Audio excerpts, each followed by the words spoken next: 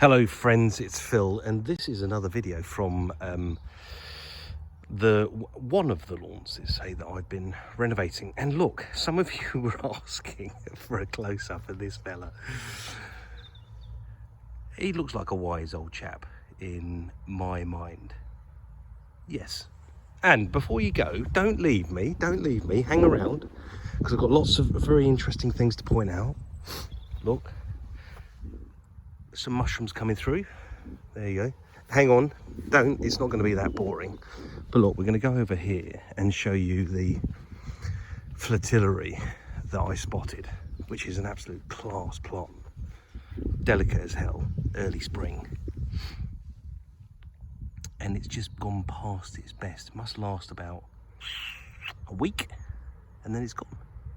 But there it is, and there's one at the back there. But anyway, look, we'll scan round and show you the lawns from this angle, which is not that sexy. But today, for a little bit of chat, really, I thought I'd tell you what's happening, what I am looking for happening or to happen, and things you should look out for if you have your lawn scarified or you do it yourself. On the basis of you want to know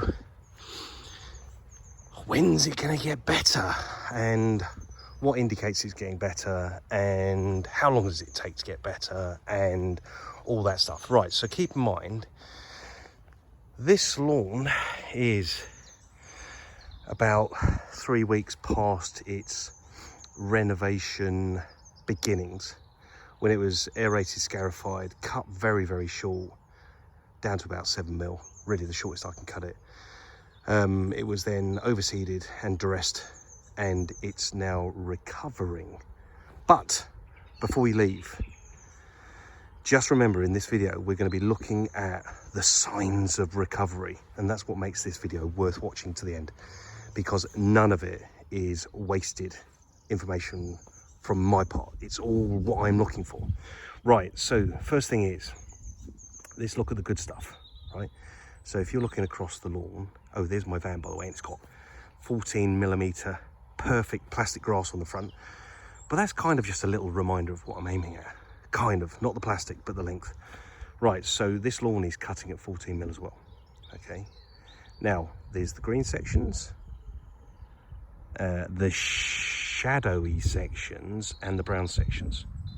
Now, keep in mind, as I said yesterday, if you watched yesterday's video, is that the tree canopies are just kind of getting their act together. So we're now the 22nd of April, still very early in the season. That tree canopy is way behind. That's an ilex over there, so that'll be there all year round. So that sun, that shadow there will be a thing. That's been massively cut. I think it's dead. And I'm not sure what it was. I don't think it's a willow, or it might be a type of willow. But anyway, that's gone. I reckon that's dead. Yeah, so what we're looking at today, keep with me, okay, stick with this, because this is when it gets interesting, is that if you watch some of the previous videos, you'll notice that this area was browner, even yesterday. And what I will show you a bit later in the video, and I'll show you the lawnmower grass bag, because I cut the grass this time yesterday, 24 hours ago, and you will be surprised what's in there. You'd kind of go, a little bit or a lot of it. There's something in the grass bag to show you. Anyway, look, what I'm looking at here is probably two things that are very relevant. One is the new growth is coming through, and it starts off very, very lightly coloured. So if I get really close, so this is the damaged grass from the scarification, or this is really the exposed grass from the scarification. And if you look at the ends, look, can you see it? If I get really, really close, that's the new growth is popping out. There it is.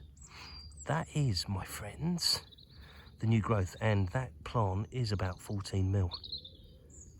So what you can see across is a kind of a lighter green appearing. Can you see that? a lighter green appearing. Now that's just the new growth coming through on the thatchy grass. That's the new growth coming through, so you can see that coming through. Now, there is little evidence, only a little bit of evidence, there's little evidence that the feeds have kicked in yet, because remember, the feeds only went down 10 days ago, and the feed is a slow release feed that will take really about 3 weeks to kick in, and then will last for about 10. So the feeds haven't really kicked in. So what we've got here is really just the growth of the season, growth of recovery, and maybe a little bit of supported growth coming from the moss killer that went down. So the other thing that I wanted to just, and stick with me, right? Stick with me, because this is me chattering about my 18 years of lawn experience. Right, today, for reference, what we've actually done is we've cut the grass in a different direction than the previous day. And every day that this lawn will be cut, and I'll probably cut it until it's all grown through, is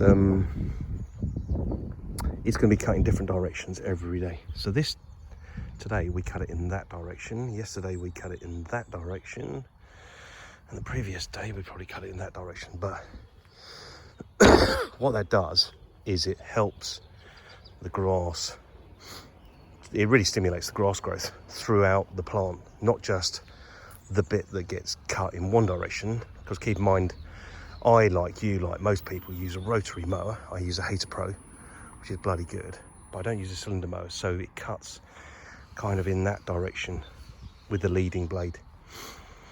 Right, okay, so something else to look at is, let's look at the variations of green, because the darker green, let's say that more emeraldy kind of green, is coming through, and we should expect more of that. But the darker green is probably on this section over here, that section there, yeah, and the lighter green over that section there is just sort of unfed new growth coming through. But look, it's coming through, right? So I'm going to look down here. All that new growth is coming through on the tips of the old damaged grass. The seed down there, none of that's germinating yet, but there was some seed that was put down by the client earlier in the year that is possibly germinating, looking at it. Yeah. Still got that cough. Right, okay, so where are we? So that's got a variation of grasses in there, but there is my favourite grass, the Barenberg Extreme, in the ground across the whole of this lawn, and that will love being cut short at 14mm. Hey, look, let's go back to that little waspice action. See? Waspies absolutely everywhere. I'm sure they're wasps, but they look very small. They might be some type of bee. But look, someone might know. Let me get a bit closer. Anyway, so let me show you, where's the best bit of grass at the moment? I reckon this bit over here, for some reason, looks the most consistent. The most consistent. That bit is greening up. Yes, my friends. And then maybe these sections over here, which get the sun during the day, are growing okay, but they're not growing as well as I expected them. But can you see the direction of the cut today? Yeah. And there's the wise old fellow again. So that's the cut today. Direction of cut. There is a long way to go with this lawn, and it's going to be quite exciting when the feed kicks in, because it's going to grow like a beast. Right, looking across the front lawns in shade, and look, in the shady section there's absolutely no response from the grass because it's cold and in shade. And let's have a look at that bit over there. That's responding because it's warmer in less shade. So that's looking all right, but still a bit Still a bit behind the curve in my book. Right, so over to the grass bag. Yes, my friends, how exciting. You get to look inside my grass bag. For those of you that get this far. Right, so cut this lawn.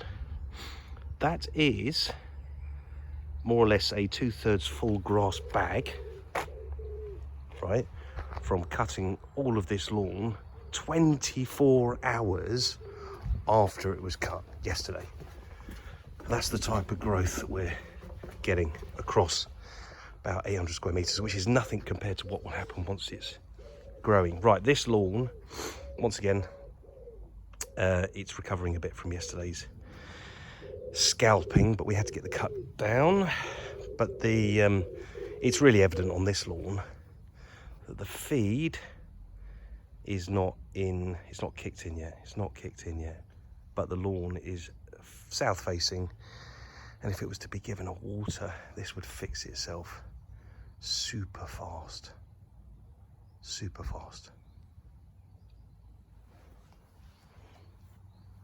Patches. This needs watering. It just needs watering and cuts, as I said yesterday. Watering and cuts. Oh, if you're just wondering, as a little footnote, that is the topsoil I use for the areas that need a bit more TLC. Areas that have less TLC only get turf dressing, so that's 70-30 sand soil, i.e. 70% sand, 30% soil, and getting germination can be a bit more tricky in my experience. So I've used compost and loam over here. That should be fine. And then on the more damaged areas, these holes over here, which are kind of filling in now, but they've been filled in with soil. Anyway, I reckon that's it for today. Hopefully that was useful. Now, tomorrow, this greenering, I love that word, greenering, will have continued.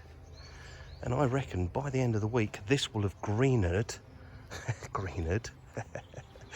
Oh God, this will be much further down the track. And I think you can get an idea of the direction of travel with this now. Yes, a very fine lawn. A very fine lawn indeed. Okay, that's all for now. Take care. Ta-da, bye.